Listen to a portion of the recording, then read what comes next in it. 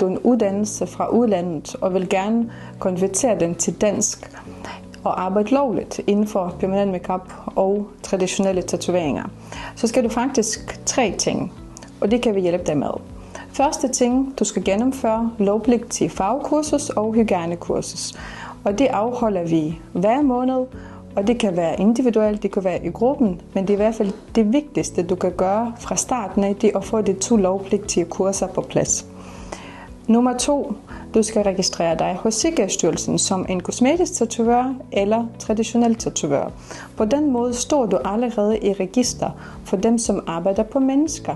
Men du kan ikke arbejde på mennesker, før du har hygiejnekursus på plads og fagkursus på plads, hvis du er kosmetisk tatovør og ikke traditionel tatovør. Traditionelle tatovører har brug kun for hygiejnebevis.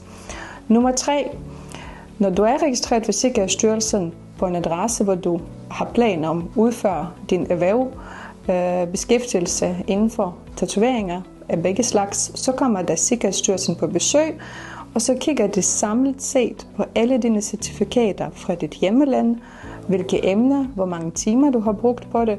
De kigger på dine danske certifikater, og din registrering taler også, at du i hvert fald er begyndt at gøre det på en lovlig måde og komme ind i branchen. Så alt det bliver vurderet samlet, om det ligger på tilsvarende niveau til det krav, der er i Danmark inden for tatoveringer eller kosmetiske tatoveringer.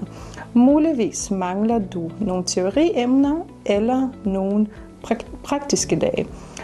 Men det får du at vide først, når kontrolbesøg har været på besøg.